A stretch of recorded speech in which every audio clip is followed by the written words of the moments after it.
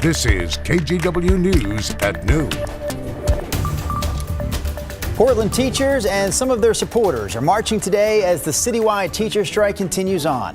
Marchers holding banners shut down the Burnside Bridge this morning. One of those banners showed the phone number of Portland Public School Board Chair Gary Holland. We saw another that read, "This is what solidarity looks like." Thanks for joining us here for the news at noon. I'm Drew Carney. So the question is there any chance this strike ends before the end of this week's Thanksgiving break? The school district told us today that the union rejected its latest offer last night. And as of this morning, the union had not issued a counteroffer. District officials also say one of the main sticking points is parent involvement in committees focused on class sizes. As KGW's Alma McCarty reports, the pressure is definitely mounting to get students back in class by the start of next week.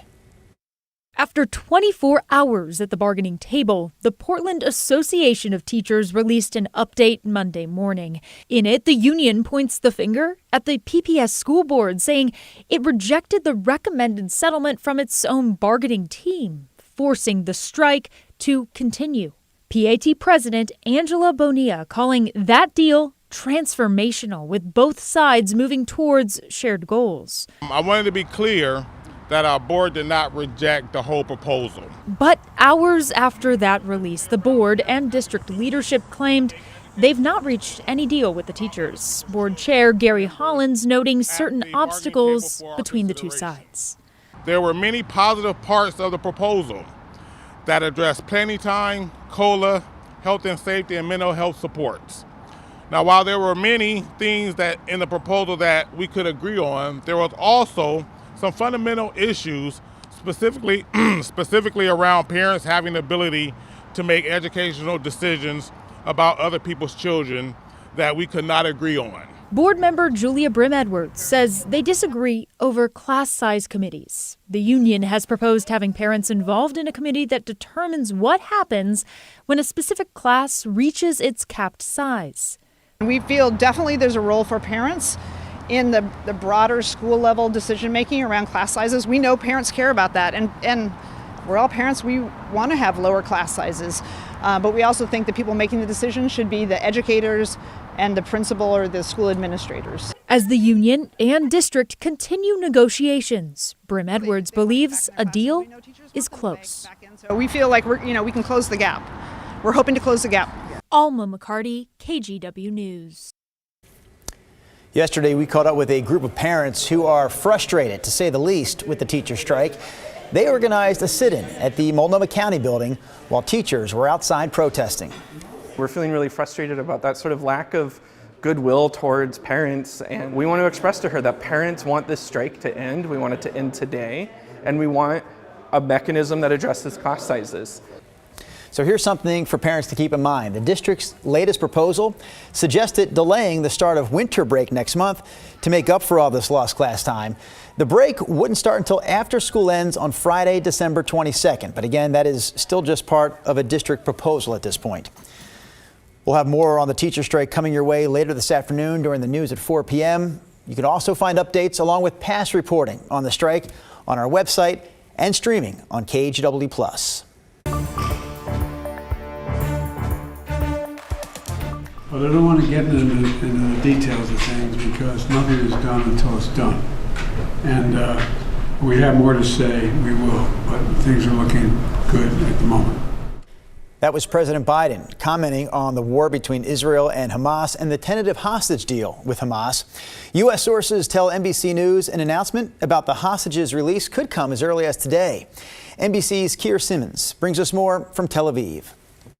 Well, a senior U.S. official and a source with knowledge of the talks in the region telling NBC News that a tentative deal has been reached for the release of those Hamas hostages and that an announcement could come as soon as today. Now, that announcement we won't know until we know, of course, and even now officials telling us that the whole thing could collapse. But it does appear to revolve around the release of some 50 hostages released in waves, perhaps over a ceasefire, a pause in the fighting of around 4 or 5 days, and that then there could be more hostages released. those hostages released would be in exchange for Palestinian women and children released from Israeli jails. There is also the question of humanitarian aid being sent into Gaza, possibly fuel as well. There's also been a debate, it seems, behind closed doors, some tension over whether Israeli drones would still fly over Gaza when all this was happening. So we expect later today, just in the coming hours, a meeting of the Israeli government after the war cabinet in which they will vote. And then I think we may hear the announcement from the Qataris. Again, nothing is done until it's done. Multiple officials are telling us that, but we seem, and many officials saying this, we seem closer than we've ever been to a hostage deal.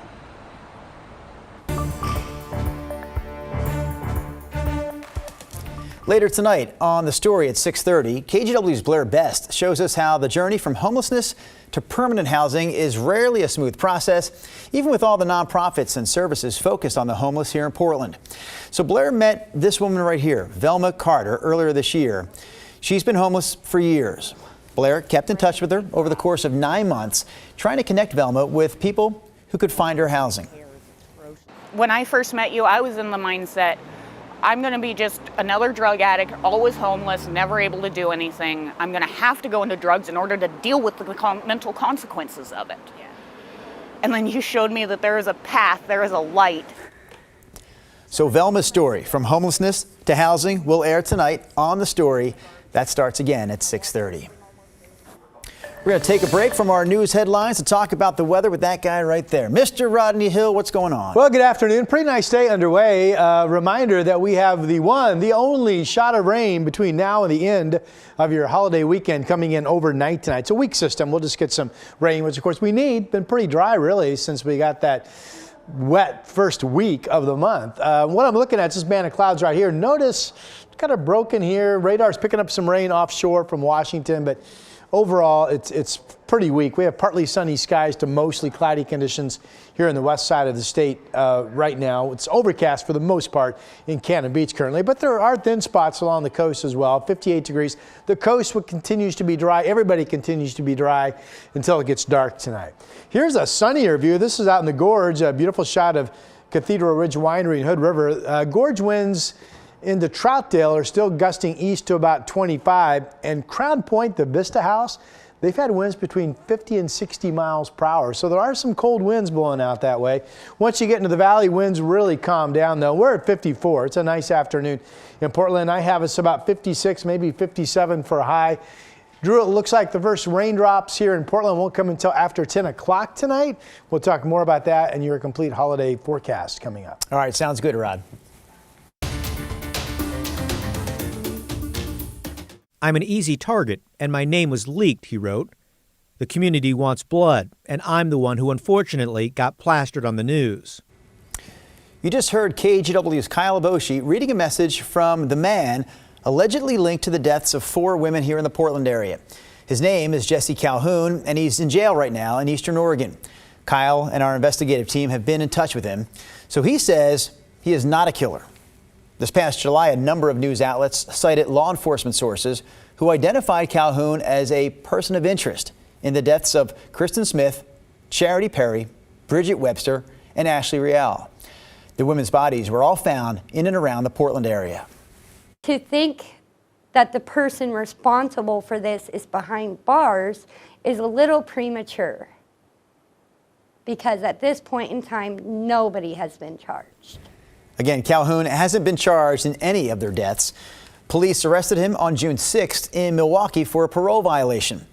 A source close to the investigation says police are waiting on results from forensic testing before they make their next move. The Clatsop County Sheriff's Office is looking for 2 teenagers, 15-year-old Penny Lyles and 18-year-old Jonathan Stockel. The 2 teens ran away from Napa about a week ago after an argument with family. The Sheriff's Office thinks that they're driving a gray 1998 Toyota RAV4, and they also think they may be headed to Missouri. And they also told us that they believe Jonathan is worried about getting arrested, so he's trying to evade law enforcement at this point. But the Sheriff's Office says it's not interested in arresting either one of them. Anyone with information about where they may be should call 911.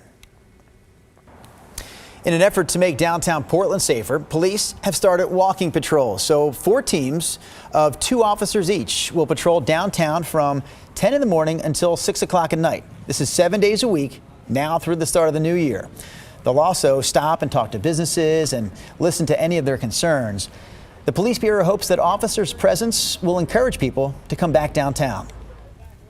But I think with the rise in crime that we've seen over the last couple of years, I think this is one step that PPB as a community safety partner can do. Just, hey, we're out here, we're in the shopping core, feel safe to come down, and the Christmas season's coming up, and be able to engage and shop and partake in things that are down here. Yeah, it was a little jarring, if I'm being honest. I'm not used to seeing a bunch of police officers everywhere. I think some people feel safer around the police. I don't think everybody does. Again, those walking patrols are already in effect, and they will run through the start of the new year.